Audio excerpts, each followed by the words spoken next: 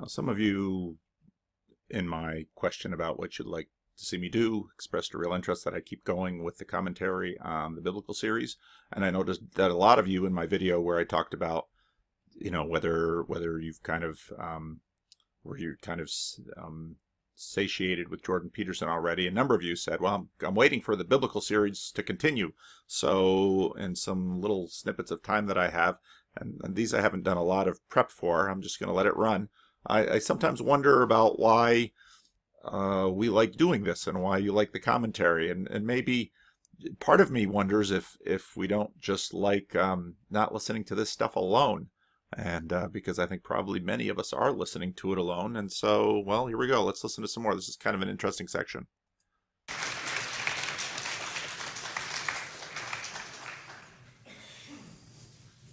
Some other representations. This one I like, the one on the left. That's paradise. Paradise as a walled garden, and that's what paradise means. It's paradisa, which is, I don't remember the language. These are really interesting paradisa means images. Walled garden. And why a walled garden? Well, it goes back to the chaos order idea. So this is where God puts man and woman after the creation in a walled garden.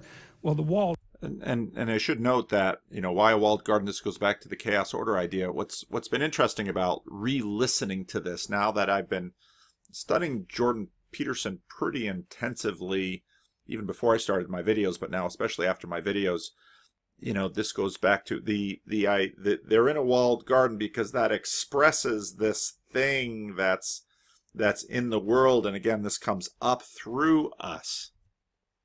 All is culture and order, and the garden is nature, and the idea is the proper human habitat is nature and culture in balance. And so, well, we like gardens. Well, why? Because, well, they're not completely covered with weeds and mosquitoes and black flies, right? And of course, the definition of a weed is a plant that we don't want where it is. So they're civilized a little bit, but still within that civilization, nature in its more benevolent guise is encouraged to flourish, and people find that rejuvenating. And I just finished in my C.S. Lewis track the video about nature versus supernature, and so then you can ask the question of what's our relationship with nature? And Peterson goes into this, and I think this is one of the things I really appreciate about him, because he's quite honest about it. We have an interesting relationship with nature, and I was pondering this.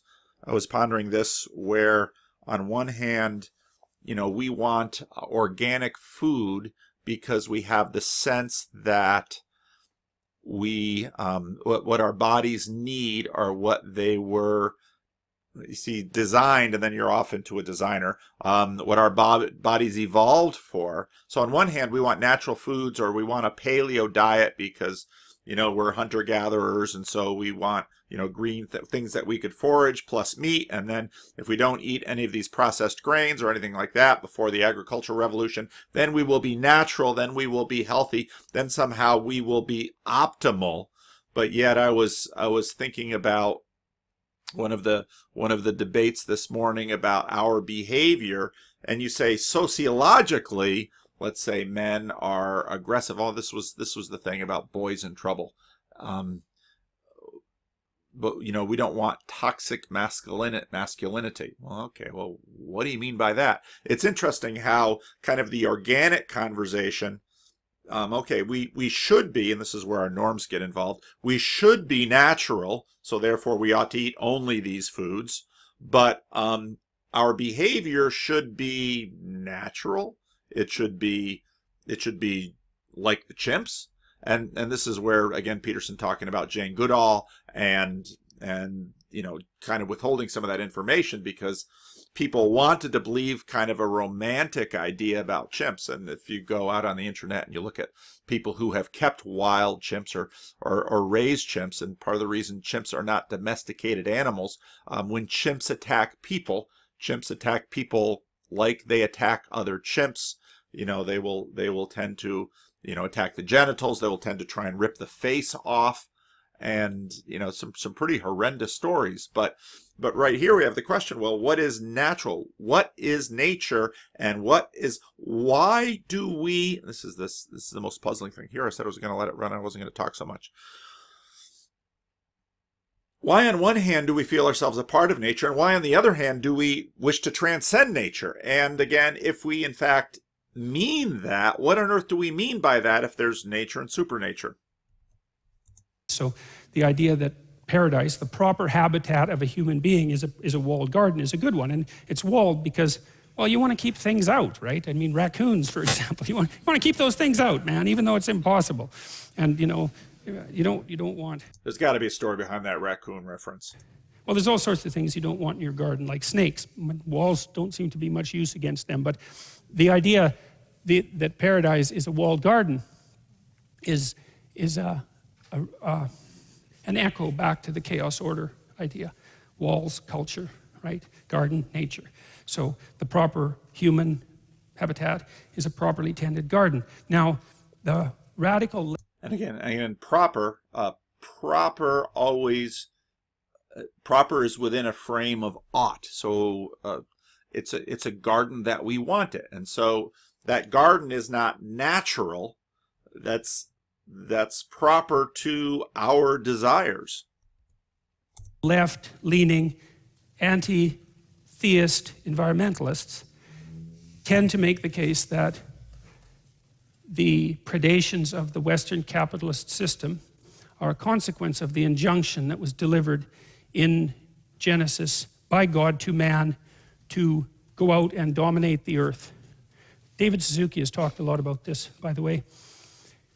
They believe that that statement has given rise to our inappropriate assumption that we have the right to exert control over the world, and that that's what's turned us into these terrible predatory monsters, sometimes described as cancers on the face of the earth, or viruses that have inhabited the entire ecosystem, who are doing nothing but wandering everywhere and wreaking havoc as rapidly as we possibly can, which is another perspective on the essential element of humankind that I find absolutely deplorable.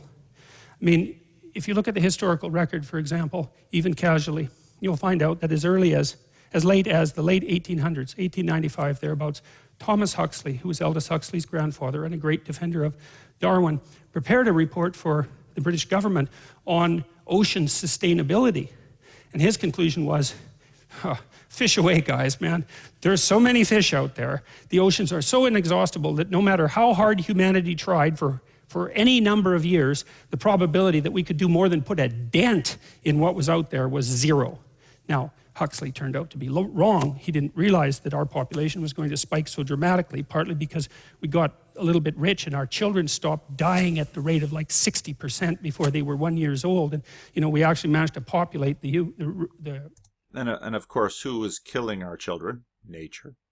And again, Peterson, we'll get into this. And again, I think he does a good job of it. Earth with a few people, but it wasn't really until 1960 or so that we woke up to the fact that there were so many of us that we actually had to start paying attention to what we were doing to the planet. And that's like, what, 50 years ago? Well, we've just started to develop the technology, the wherewithal to understand that the whole world might be well considered a garden, and we need to live inside the proper balance between culture and order, or culture and chaos. Before that, we were spending all of our time just trying not to die, and usually very unsuccessfully. So I don't agree with that interpretation of the opening sections of Genesis. I don't believe that it's given human beings the right to act as super predators on the planet. I think that instead the proper environment for human beings is presented quite properly as a garden, and that the role of people, and that's explicitly stated in the second story in Adam and Eve, was to tend the garden. And that means to make the proper decisions and to make sure that everything thrives and flourishes, and so that it's good for the things that are living there that aren't just people, but also good for the people too. So fine, I think we could at least note that that's a slightly different take on the story than the ultimately cynical interpretation that's so commonly put forward today. And I like Peterson's interpretation, and it's really quite close to mine. One of the things that I like to, and if you watch some of my sermons and some of my teaching, you'll notice that I get into this quite a bit, because the garden, as I've spoken about in past videos, the garden is a royal garden, and for the Hebrews, the garden is different from a field. And and it's again, it's a symbolic space, and and I think Peterson, it's a walled garden, but it's the royal palace for the great king, and the gardeners are there to tend the garden, and properly would be defined as the owner of the garden would intend. And so that again is why you have the Genesis 1 representation that you see I draw very regularly in my teaching. You have the earth, you have the firmament, you have God's palace on top, and then the garden, Eden, which is this mountain. Eden is the royal garden. And Nebuchadnezzar, if the gardeners came to Nebuchadnezzar and said, we want to take this in a different direction, Nebuchadnezzar wouldn't have, if the Daniel version of Nebuchadnezzar is anywhere near what an ancient Near Eastern potentate would be, and it seems to not be far off, is that, you don't just tell the king you want to take the garden in a new direction. It's the king's garden, and the king will destroy the gardener. Now in this case, the man and the woman are sent out into the field, and what you have, whereas before you had this alignment between the owner and the viceroy or the steward, which is the man and the woman, and then nature beneath, now suddenly the man and the woman rebel against the owner, and nature rebels against its owner, and you have this rebellion going on all up and down the chain of command. Now inside that walled garden is a couple of trees, and Adam and Eve and some animals and all of that, and unfortunately the tree happens to have a snake wrapped around it. Now that's an interesting thing. We're going to talk about that a lot. And the snake in both of these representations, this is no ordinary snake. Say it's got a human head, and it's got a human head there too. So whatever that snake is, well, forget about. Now it's helpful to also remind us that these pictures, what do you say, are these pictures in the Bible? No. Does the snake in the Bible have a human head? No. These are representations of it for the particular artists for their time and place. The Genesis stories are extremely economical, not a lot of details. Looking at this from a religious perspective, like if you can, just imagine that you're an anthropologist and you've never seen this image before. It's like, what do you see?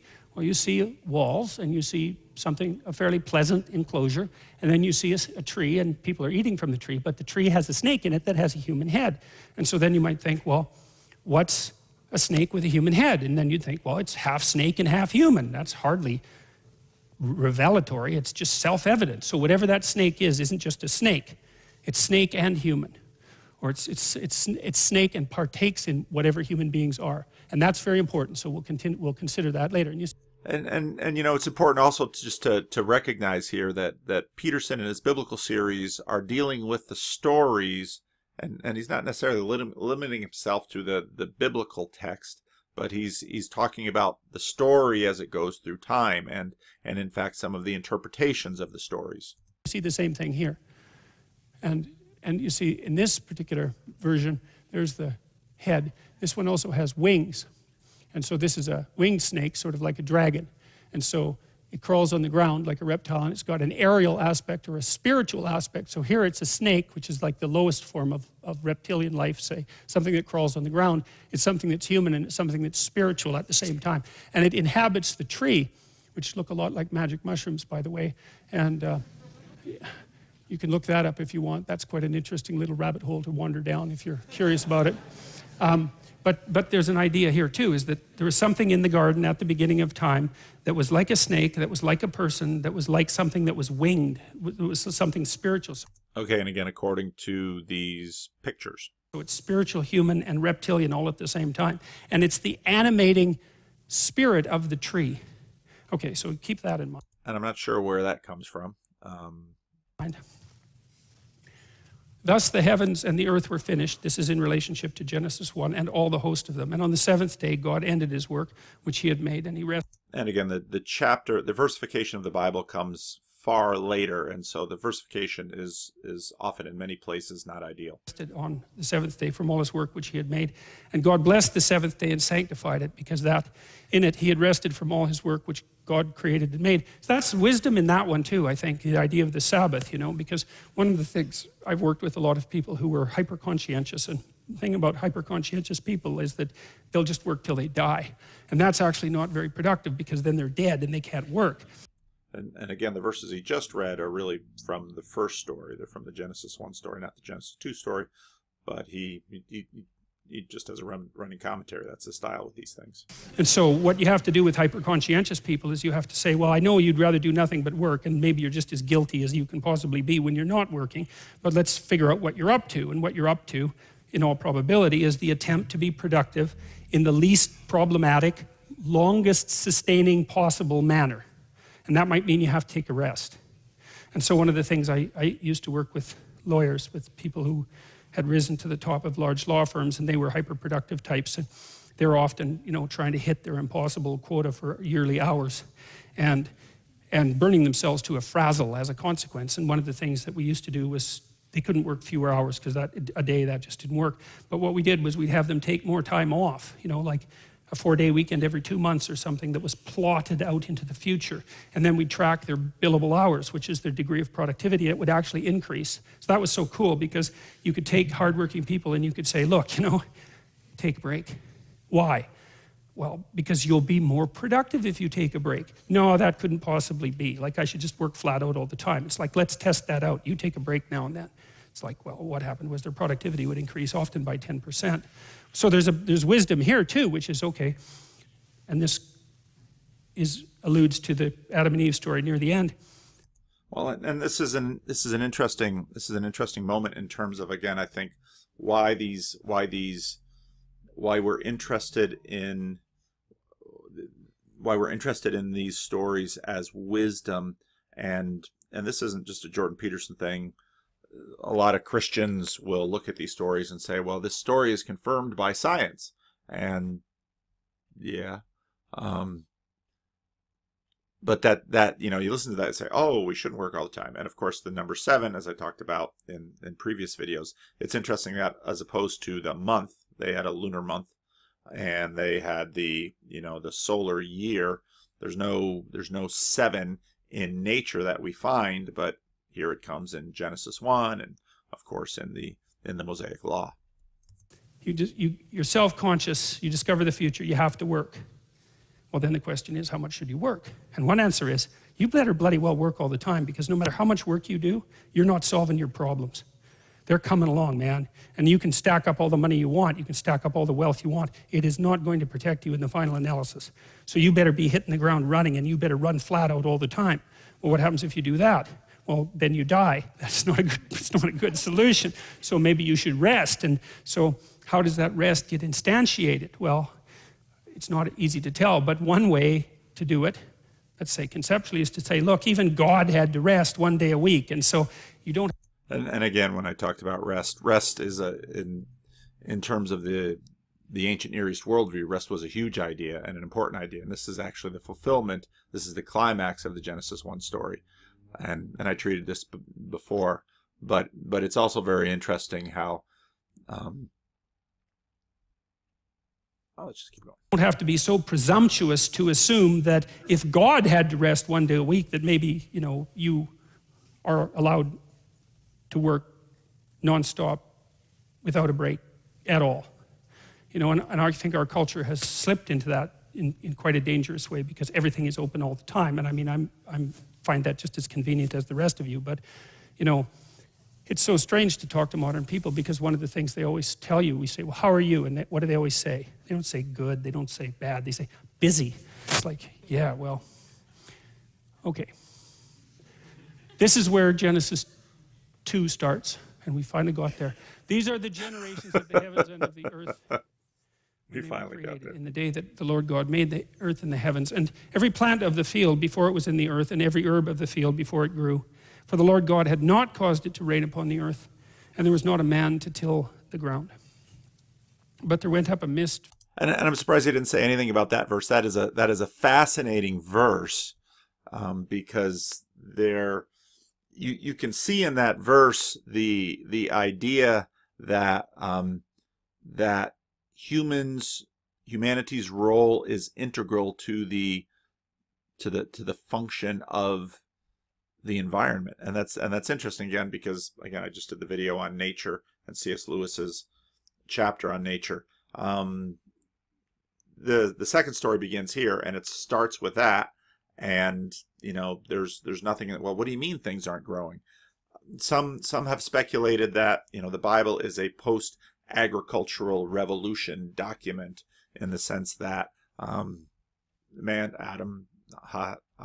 is the gardener, and he's a farmer. He's a man of the soil, and Noah, when you find him, is a man of the soil. And so I really wish Peterson hadn't just kind of jumped over that verse. I'd really love to hear what he'd have to say about that. From the earth, and watered the whole face of the ground. And the Lord God formed man of the dust of the ground, and breathed into his nostrils the breath of life, and man became a living soul. Well, there's some archaic thinking in there. The breath is life, right? That's psyche, that's spirit, that's inspiration, that's respiration, that's all associated. It's pneuma, like pneumatic tire. It's breath. And the reason that people associated life with breath, well, that's not so foolish, I mean, you're breathing, man, and it's something you do all the time. And when you die, you stop breathing. And so the idea that there's something integral to life about breathing is a perfectly reasonable supposition. And when you get into the Noah story, what is saved is everything that has breath in it, and that's what the Noah covenant is between. It actually happens to be very true, and then to associate the act. And I would have loved for him to talk about the image here of God making a man out of clay. My name is Vander Clay. We're of the clay. And God breathes into it, and humanity is the stuff of earth and the breath of God, and that's just such a powerful image. And I wish Peterson had said something about that. Of creation with the act of, first of all, inspiration and respiration, and the breathing of life into something that was inanimate is. Well, what do you expect for a one-sentence description? It's not a bad one-sentence description, It's an incredible one-sentence description, and say something about it. So, and the Lord God planted a garden eastward in Eden. And Eden means well-watered place. And that's particularly relevant, I suppose, if you're a desert dweller, right? Because the issue there is, can you get... I think Jonathan Pajot does a nice job with the garden. He goes into some of these things. Enough water to make things grow.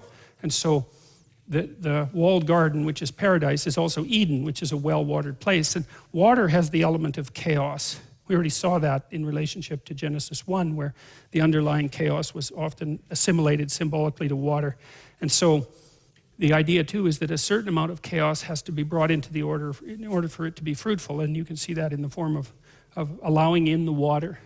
And out of the ground made the Lord God to grow every tree that is pleasant to the sight and good for food. The tree of life also in the midst of the garden, and the tree of the knowledge of good and evil. So two trees are marked out among the rest. One is the tree of life, and one is the tree of the knowledge of good and evil. Now, you know when you read something like that, if you're thinking about it, that you're in a metaphorical space. Now, we've got to be careful about metaphors, because I could say, and did, that the chaos order idea is a metaphor, but then I also said, well, wait a second, it's a metaphor, but it's also what your brain is adapted to, and so, let's just not be pushing the idea that it's merely a metaphor too hard. And the same thing is happening here. These are metaphors, the tree of life and the tree of the knowledge of good and evil.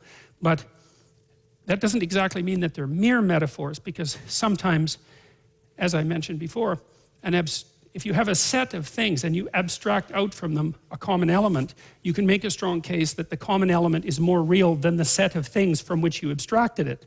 That's the whole utility in abstraction. Why would you bother with it otherwise? If you can't take a set of things and say, look, there's something in common across this set of things that's more important than the differences between them, then you wouldn't bother abstracting at all. And so the tree of life and the tree of the knowledge of good and evil are abstractions. Now, one of the questions is, this is a tough one, man. I tried to figure.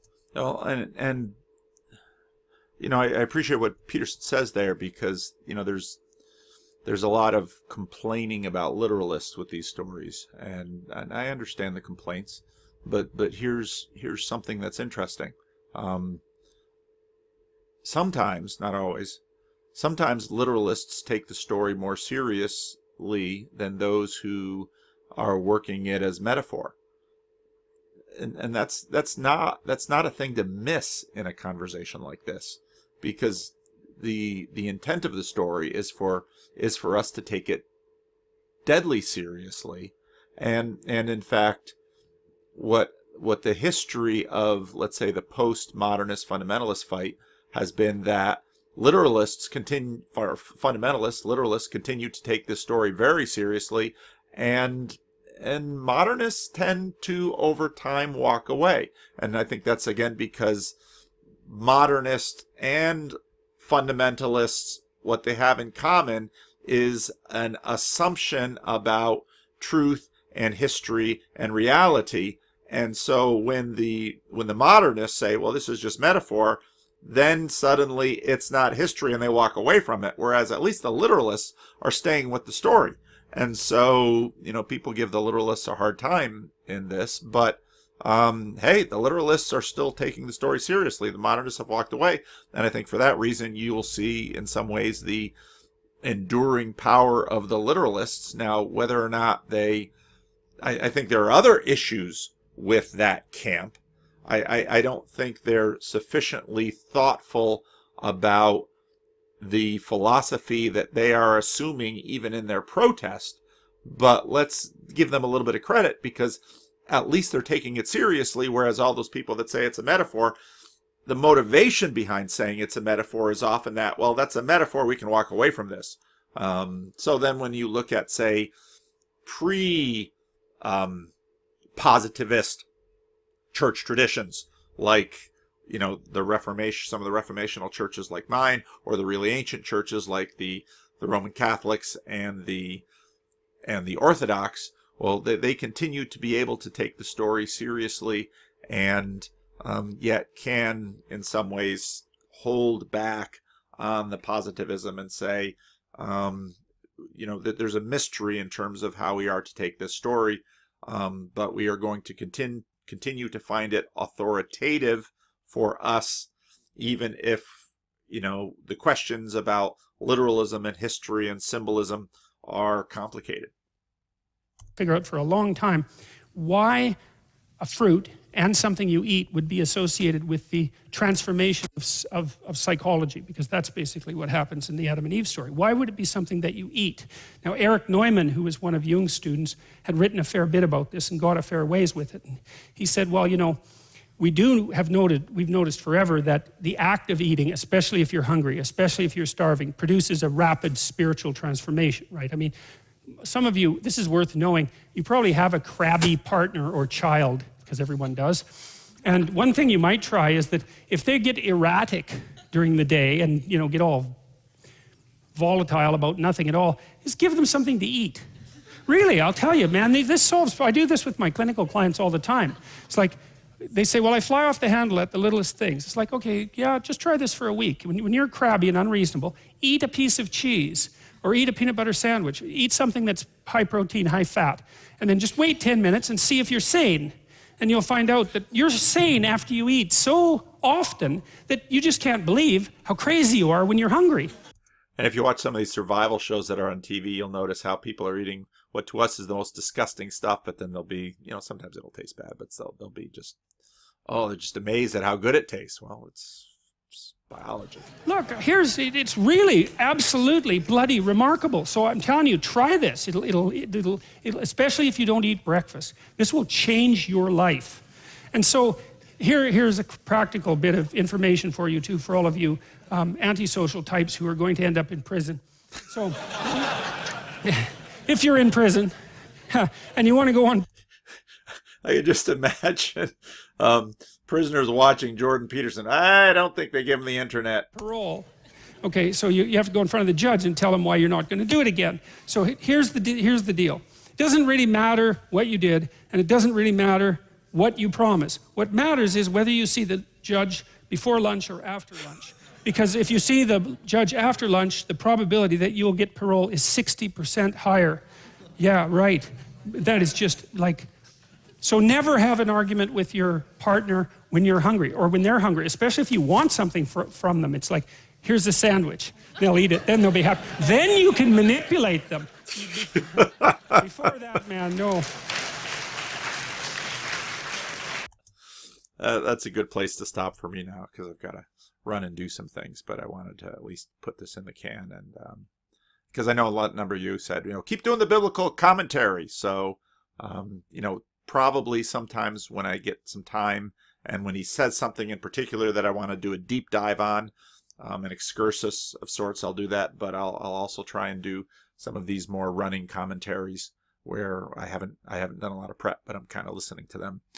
I've listened to these things 4 or 5 times, some of them already, so I'm not unfamiliar with them, but I don't have them memorized. So let me know in the comments if even just these kind of watching them with you is helpful.